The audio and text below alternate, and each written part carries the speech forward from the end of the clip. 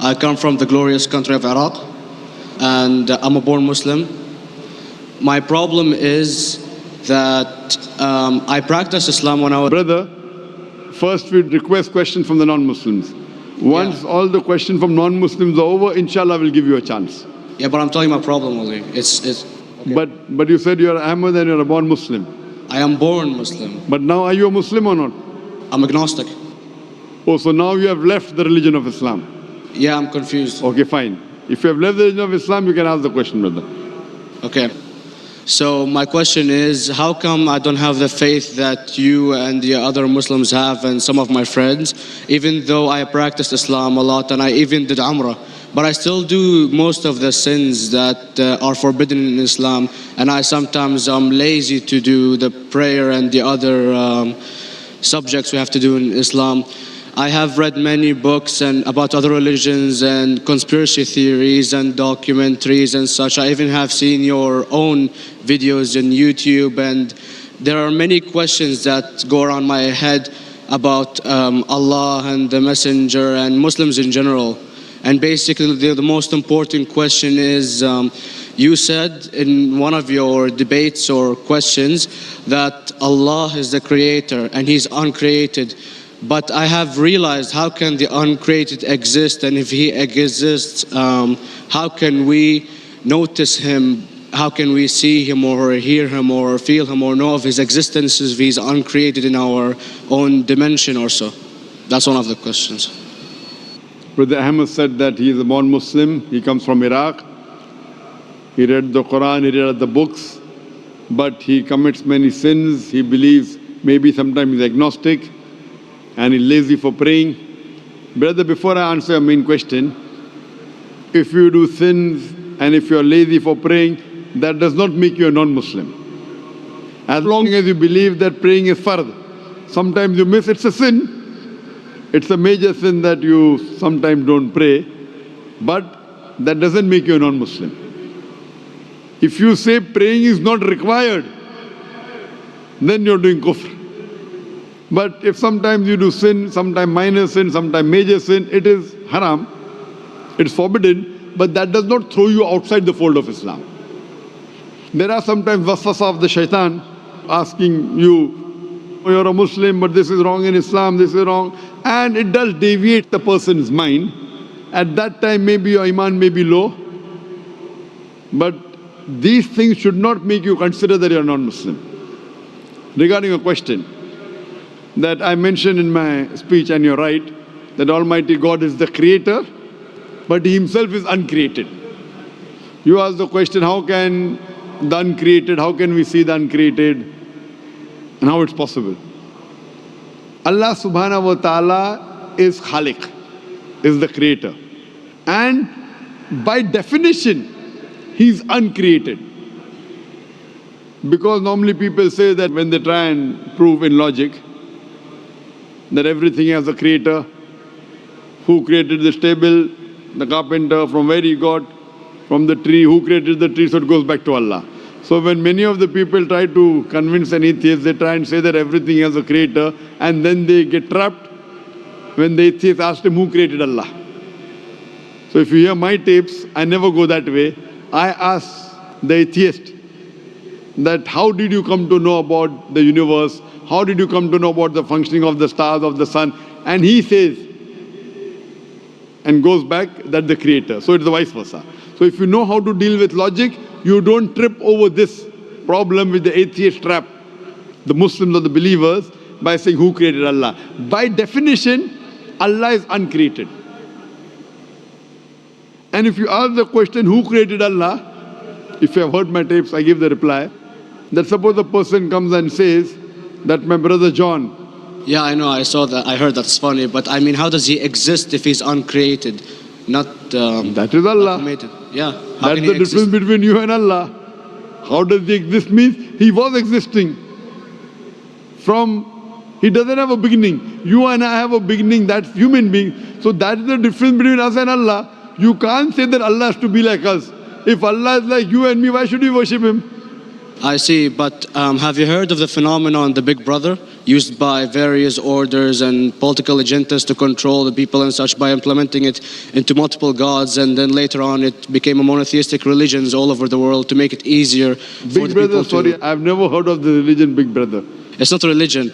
It's like a theory, an idea, basically. For What does it say? Yes? What does this idea say? What does it say? Is that when you have a big brother, it's easier for you to live life. When you have someone watching you the whole time, understanding you the whole time, protecting you the whole time, being with you the whole time, and you can talk to him, although he never talks to you back, maybe in your dreams, due to your mind and such, it's easier for you to live. While a human who does not have a big brother and is not easily controlled into doing so and is having complete freedom is a danger for the major ruling powers and such. What does this say? I don't understand. Big Brother may be there, Big Brother may not be there. What does it have to do with Islam and God? What does it have to do? Because basically Allah is watching you the whole time. So you want to knows... say that Allah is like a big brother? Indeed, you use him for your protection so you won't be scared. You know what I mean? See, this is the hypothesis. Hypothesis. If you have heard, how do I convince an atheist? If you have heard my answer, that you said that you're agnostic, you're atheist. Yeah. So first thing I do to an atheist is I congratulate him. What? I congratulate him. Have you heard my answer of atheist? Yeah, you congratulate them and stuff. But I haven't seen your debates with the atheist. I just saw your answers on some questions. Fine, so you haven't seen the answer of atheist? No, but I've seen your debate with DrWilliamCampbell. And that DrWilliamCampbell is not an atheist. Yeah. Now when an atheist tells me he does not believe in God like your theory of Big Brother, yeah. And if you believe in that theory, I will ask you, first thing I do to the atheist, I congratulate him. You know why?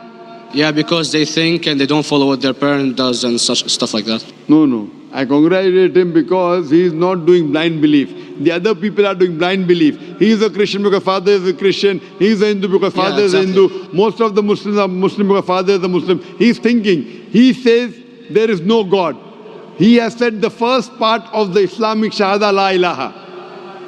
The reason I congratulate him is because he has said the first part of the Islamic Shahada, Islamic Creed, La ilaha. The only thing I have to do is illallah, which I shall do inshallah. So if you have heard my answer, an atheist becomes an atheist because he believes in science, he believes in logic. Or I ask him that if an equipment is bought in front of him, which no one in the world has ever seen, and if the question is asked, that who will be the first person who will be able to tell you the mechanism of this new equipment? What is the answer? Of course, he's going to tell you the producer or the maker of this equipment. Creator, producer, maker.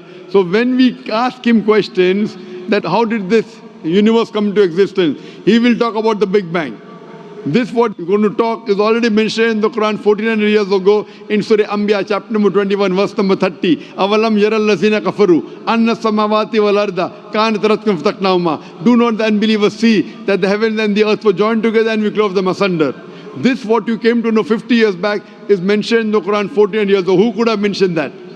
Well, in various civilizations in like 2000 or 5000 BC, before Islam came or Christianity itself, there was various civilizations that are good in astronomy and they know more about our solar system than we do now, sadly. Brother, your knowledge of science is little, not in-depth. I do agree. There are certain things which were known as hypotheses.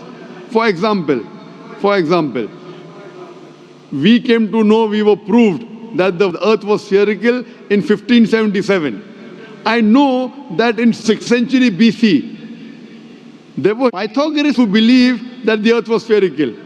But the same Pythagoras who believed the earth was spherical also believed that the earth was the center of the universe, which is wrong.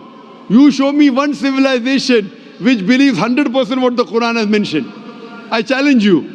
What you say, so do you mean to say there was a person who said, okay, this civilization, out of 100 things, these 2 things are right. Out of 100 things, these 5 things are right. Out of this 100, and picked and chose. Who can do that? No one besides the Creator.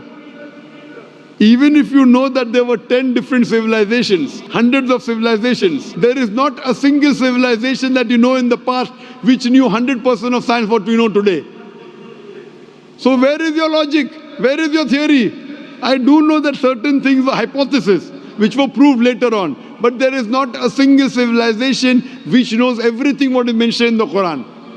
So the answer goes back to the original question, who could have collected this in the Quran? Someone 1400 years back, could he do and say, okay, out of these 100 things, these 3 are right, out of these 100 things, these 2 are right, out of this, it's not possible. Mathematically, it's not possible. Well, you never gave the idea of extraterrestrials or so. I mean, knowledge is power.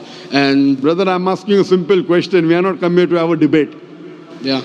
I'm asking you a question. Point out a single civilization. You're asking something else. Yeah. We are not here to discuss. You can come in the room and discuss. You ask a question, I'm giving you the answer. You gave about old civilization. I told you you're right. But out of 100 things, 98 they were wrong. So I'm asking you, who could have mentioned this in the Quran? You're talking something else now. Yeah, well, I'm asking a simple question, 2 plus 2 equal how much? You're saying, I'm telling you 3 multiplied by 3 is how much? I'm asking a name, you're telling that where do you live? I'm asking a simple question, name me a single civilization which has everything what was mentioned in the Quran. Do you know of any or not? Yes or no? Well, not everything, of course. Even not 10%. Why? Babylon knows of most of the planets and such. Planet is not the only thing mentioned in the Quran. There are 1,000 things mentioned in the Quran. To say what 1,000 things are mentioned in the Quran, 10% would be equal to 100 things. Did Babylonian civilization knew about 100 things mentioned in the Quran? No, because they don't have the They knew 5 or 6 things. In percentage wise, very small. So of course. Who can be the author of the Quran besides the creator to know what is right, what is wrong? Today science has established the hypothesis mentioned by Babylonian so many centuries back is today proven. So these were hypotheses in the past, which out of them many have been rejected, some have been accepted. So to collect all which is 100% correct has to be from the creator and no one else. Hope that answers the question. Yeah.